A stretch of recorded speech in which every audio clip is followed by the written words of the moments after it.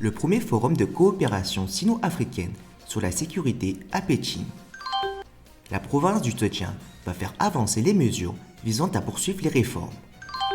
La grande première de l'œuvre de Sun Fu au Grand Théâtre de Shanghai. Shanghai en tête de la capacité de consommation en Chine. Fortune China dévoile le top 500 des plus grandes entreprises chinoises. Un exercice de combat à la base chinoise de Djibouti, voici le nouveau modèle de formation de l'armée populaire de libération de Chine pour les missions en Afrique. Au cours des 10 dernières années, le rôle de la Chine en matière de sécurité en Afrique s'est accru rapidement grâce aux missions de maintien de la paix et d'escorte, aux ventes d'armes et aux programmes d'échange militaire. Je pense que la coopération en matière de sécurité a un sens. En effet, le continent africain et la Chine ont beaucoup en commun et nous avons des défis communs.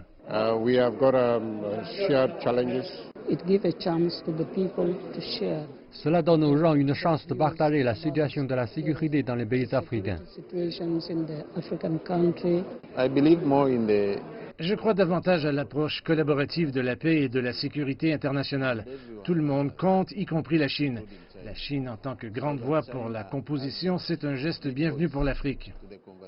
Des forums comme celui-ci soulignent la volonté de la Chine de faire preuve de transparence avec ses homologues africains et de résoudre les problèmes afin de réduire le scepticisme.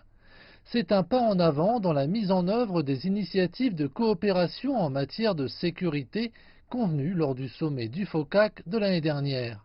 La Chine s'est engagée à créer un fonds de paix et de sécurité, à fournir une aide militaire et à étendre une cinquantaine de programmes d'assistance à la sécurité. La coopération sino-africaine en matière de sécurité est une force importante pour améliorer le système de gouvernance de la sécurité mondiale et préserver l'équité et la justice internationale.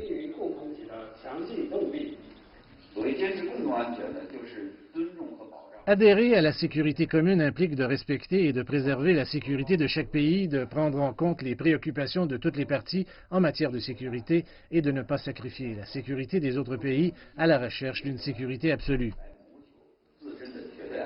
Contrairement aux puissances occidentales, l'approche de la Chine est axée sur le développement.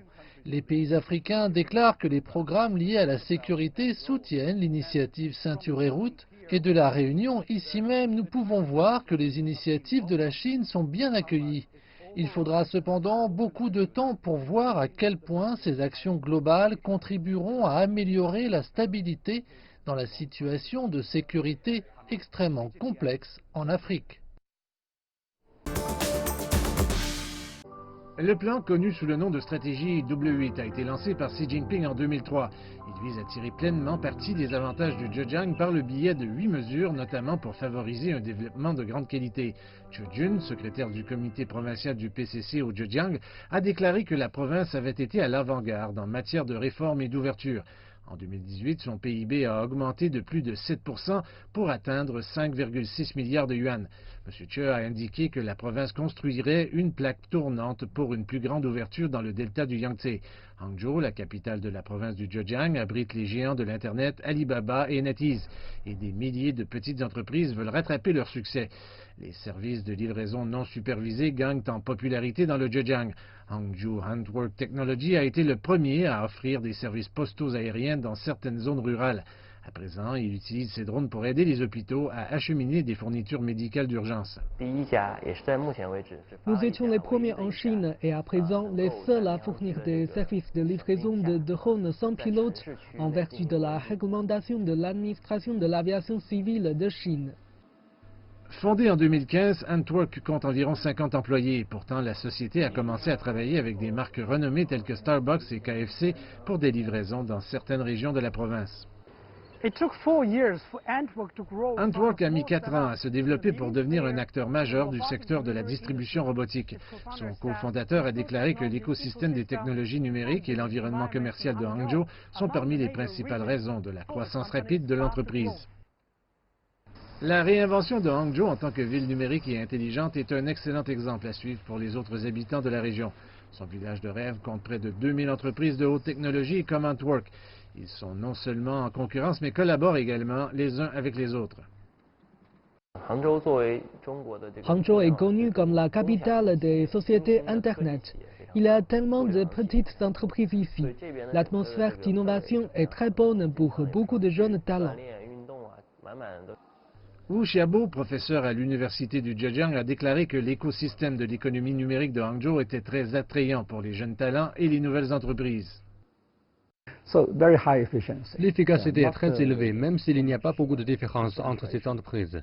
Le fair play est très important, c'est pourquoi ils doivent respecter l'économie de marché. Laissons le mécanisme d'économie de marché fonctionner. Je pense que c'est la clé ici.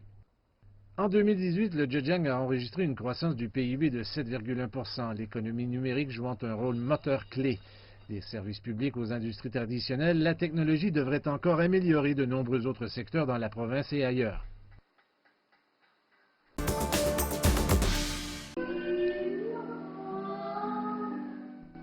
Né en 1763 à Changzhou, devenu aujourd'hui Suzhou, Shen Fu était un érudit qui gagnait sa vie en tant que fonctionnaire et marchand d'art.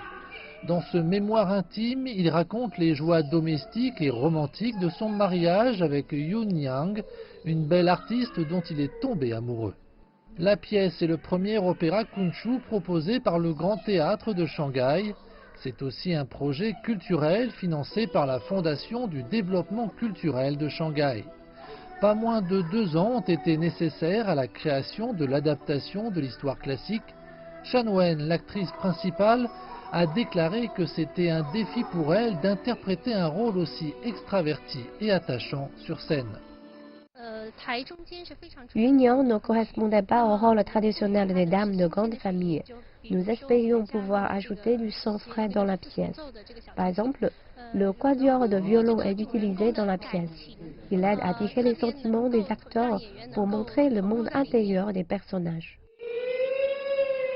C'est le scénariste de talent Lu Oju, dont le travail inclut une version Kunchu du roman classique de Shakespeare Roméo et Juliette, qui a écrit la pièce. Son écriture aide la douce histoire et les rêves du couple amoureux à faire écho auprès du public. Les paroles sont si bien écrites, je les ai beaucoup appréciées. Je suis un jeune homme, je peux passer environ 3 heures à regarder le spectacle. C'est incroyable. La deuxième représentation de la pièce aura lieu fin novembre. Elle deviendra d'ailleurs une performance récurrente du Grand Théâtre de Shanghai. Selon une information rapportée le 14 juillet par le média chinois Yicai, Shanghai, le pôle financier de la Chine, possède la capacité de consommation la plus forte du pays. La capitale Pékin est arrivée en 2e position, suivie de Guangzhou, la capitale de la province du Guangdong, au 3e rang des 10 villes chinoises ayant la plus forte capacité de consommation.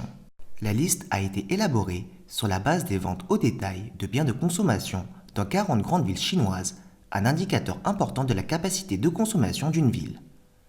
Les ventes au détail totales de biens de consommation de Shanghai en 2018 ont atteint 1200 milliards de yuans, en hausse de 7,9% d'une année sur l'autre, et selon les données du Bureau des statistiques municipales de Shanghai, les ventes au détail en ligne des biens de consommation ont enregistré une croissance annuelle de 15,8% à 150,67 milliards de yuans l'année dernière, représentant 11,9% du total.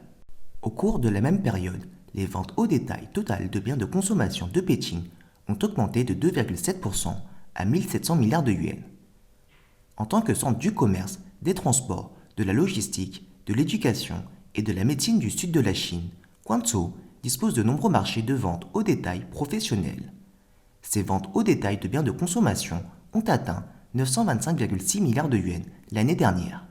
Par ailleurs, le rapport a souligné que par rapport aux villes du nord de la Chine, les villes du sud de la Chine enregistrent un taux de croissance plus rapide du total des ventes au détail de biens de consommation en raison de différences dans la structure industrielle. En général, le revenu disponible par habitant des villes du sud de la Chine est également supérieur à celui des villes du nord du pays, qui doivent accélérer la transformation industrielle, a également indiqué le rapport. Enfin, il a été aussi constaté que le développement de l'économie de nuit a été une mesure importante pour stimuler la vitalité de la consommation et libérer le potentiel de consommation dans diverses villes chinoises. Fortune China a publié la liste des 500 plus grandes entreprises chinoises cotées en bourse, soulignant des recettes d'exploitation records. Selon les données du site internet Fortune China, les recettes d'exploitation de ces 500 sociétés cotées en bourse ont ainsi atteint 45 500 milliards de yuans, en hausse de 14,8% d'une année sur l'autre. Toutefois, le bénéfice net de ces entreprises n'a augmenté que de 4,21%, passant de 24,24% l'an dernier à 3 600 milliards de yuans. Les sociétés China Petroleum and Chemical Corporation, China National Petroleum Corporation et China State Construction Engineering Corporation se classent aux 3 premiers rangs.